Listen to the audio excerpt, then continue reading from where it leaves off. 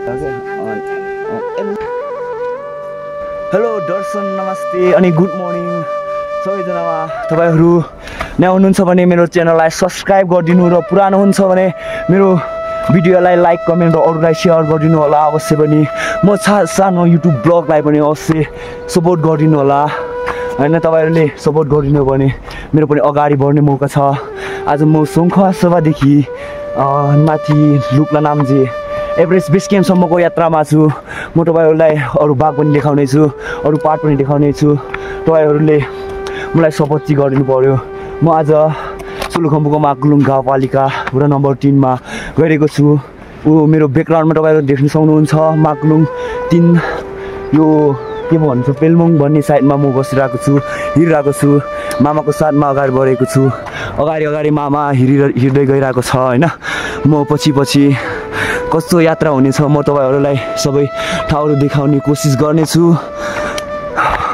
यो मेरो मिनी ब्लगमा सबैजनालाई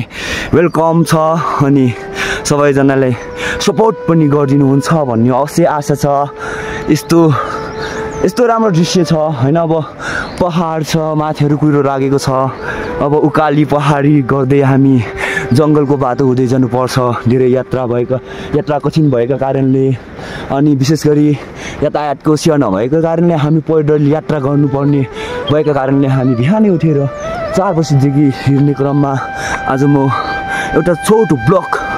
बनाउन गइरहेको छु के कसो मामा हजुर राइट मामाको परिचय भन्नु न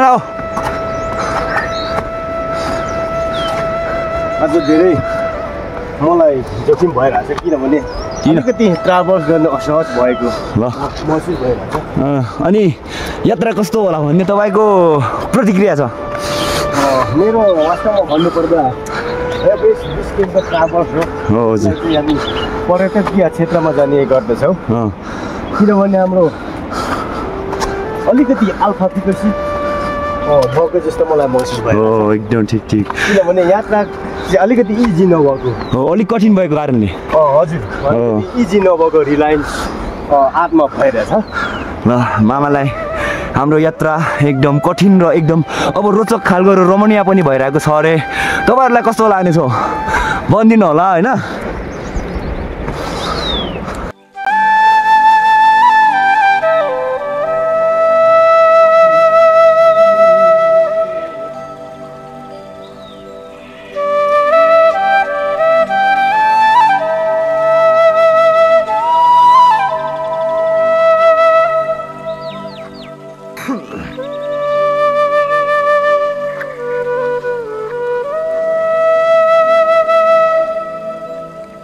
यात्रा त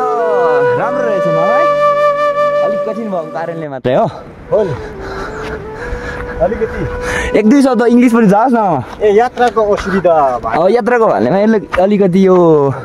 इंग्लिश भाषा हैन ल्याङ्ग्वेजमा चाहिँ भन्नु So we are like very enjoying today. So we are two only people, so very happy now. So we are go to Everest Base Camp trekking. Yeah. So continue. We are travel is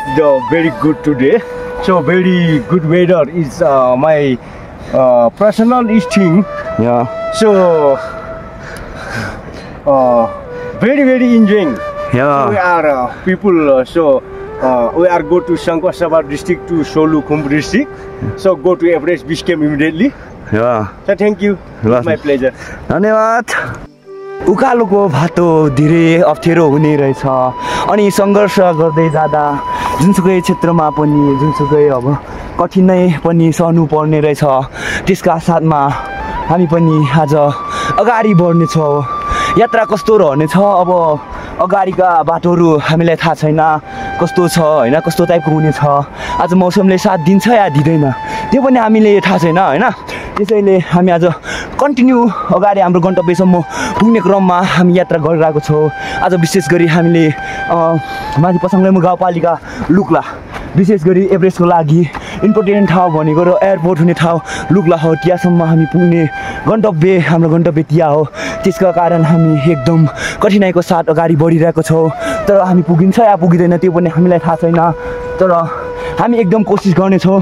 सक्दो भयो भने म तपाईँहरूलाई सब ठाउँहरू देखाउने नै छु तर तपाईँहरूलाई आफ्नो प्रतिक्रिया जनाइदिनु कहाँ के मिले छैन त्यो तपाईँहरूले मलाई चेतावनी दिनु होइन त्यसपछि म मेरो भिडियोहरू हरेक अब भिडियो हुन्छ सर्ट लङ सब भिडियोहरूलाई म सुधार गर्ने नै छु अब म कस्तो बोलेको छु त्यो पनि तपाईँहरूको आफ्नो प्रतिक्रिया जनाइदिनु हुँदैछ या हुँदैन त्यो मलाई आफैले नै थाहा छैन म पनि अब नेपाली स्पष्ट बोल्न नसक्ने मान्छे हो एउटा गाउँमा हुर्केको कारणले त्यसैले तपाईँहरूको सालले अवश्य पनि म एक दिन सफल हुनेछु र सफलताको शिखरमा पुग्नेछु भन्ने म ठुलो आशा लिएर अगाडि बढिरहेको छु तर त्यही मेरो सफल हुनेमा तपाईँहरूको विशेष गरी हात रहेको छ तपाईँहरूले मलाई सपोर्ट र सहयोग गरिदिनुभयो भने म अवश्य पनि आफ्नो सफल र आफ्नो गन्तव्य म जुन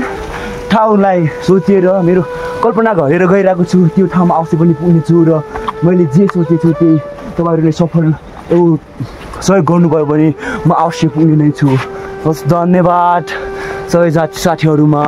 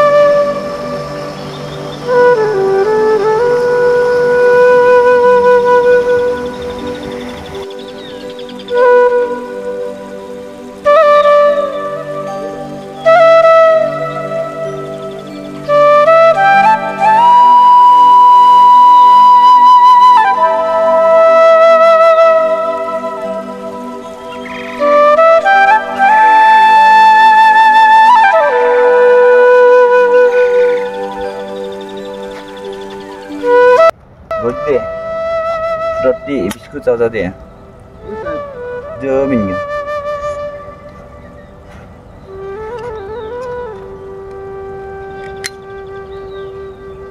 Red Bull energy wala drinks.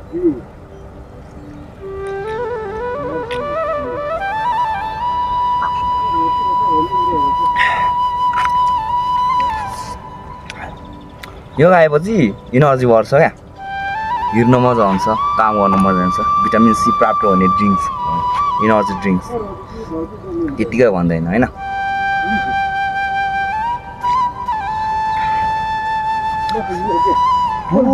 पार देखिरहेको चाहिँ छाराखर भन्ने माकुलुङ 2 र माकुलुङ 2 क्षेत्र भन्ने यहाँदेखि यता ठेकै राइट साइड जाँदा पाँचपोखरी मेरा सबै त्यहाँ बाटो पुगिन्छ त्यसको ठेकै उकालो जाँदा चाहिँ उता नाजिङ हुँदै अनि उता माथि हुँदै हामी पुग्नेछौँ लुक्लासम्म अनि लुक्लामा विशेष गरी हामीले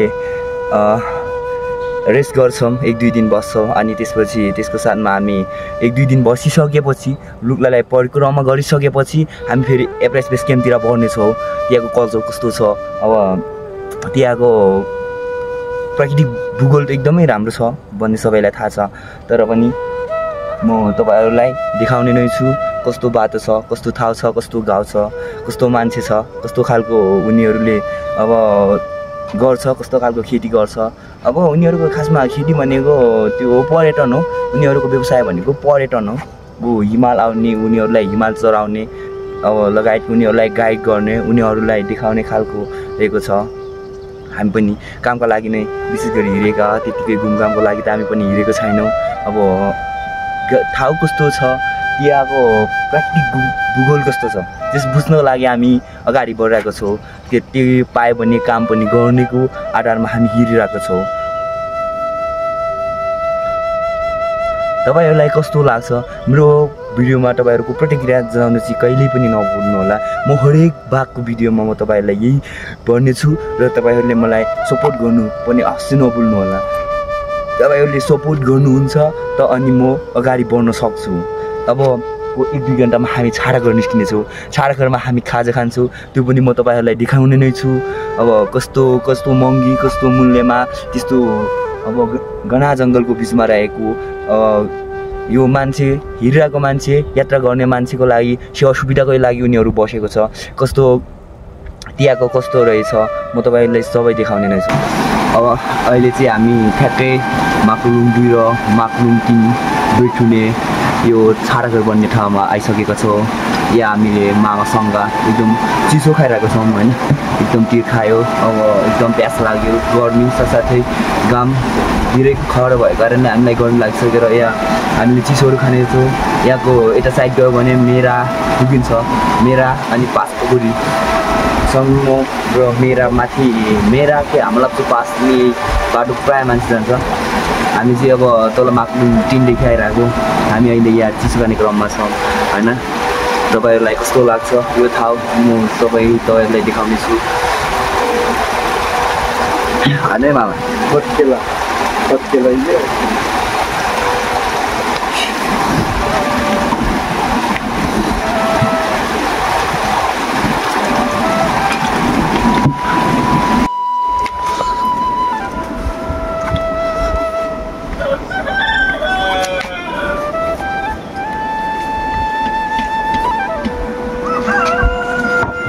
Rip mama dan छे अलि ओके हुन्छ यतिको हुन्छ ए ल के एल्ला ने 21 रुपैयाँ ब्याङ्क नाला उत्तर कैसे आम निम सो गाटा छु नि अनि 20 रुपैयाँ त के न हो नाय ओके नाना ओला नुवा खाइम पके नाना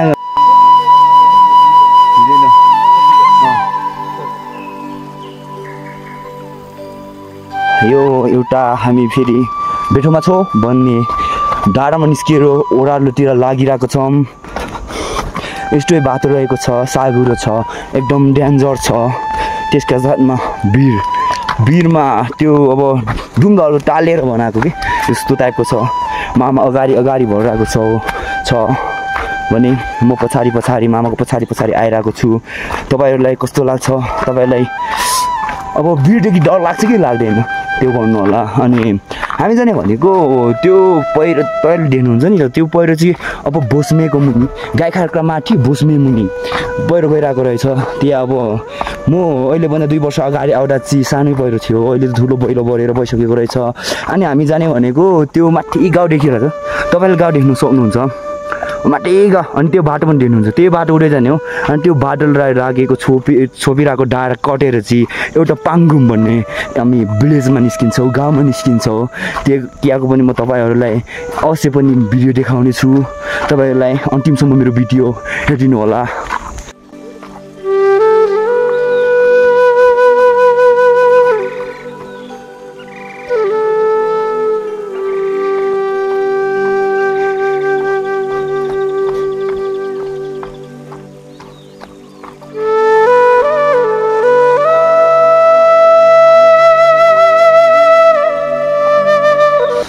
नाजिङ भिलेज यो चाहिँ भनेर चिनिन्छ मेरो जाँदा यहाँ क्याम्प बस्छ सबै यो चाहिँ नाजिङ क्षेत्र हो भनेर जाने हो माथि यो चाहिँ पाङ्गुम बन्ने ठाउँ हो। मैले अघि अवश्य पनि तपाईँहरूलाई पाङ्गुम देखाउने छु भनेको थियो। यो पाङ्गुम गुम्बा हो अनि यता चाहिँ पाङ्गुम भिलेज हो। तपाईँले देख्न सक्नुहुन्छ एकदम रमाइलो छ, एकदम रोचक ठाउँमा र एकदम सम्म परेको ठाउँमा रहेको छ यो पाङ्गुम गाउँ चाहिँ। यो हुँदै आज हामी पुग्ने अझै पनि 5-6 घन्टा गन्तव्य पुग्ने छ। तर यता हामी लगभग अहिले 3 बजी 3:30 बजी मात्रै यहाँ निस्केको छौँ। त्यसैले म बेलुकाको भए पनि हतार भए पनि तपाईँहरूको लागि यता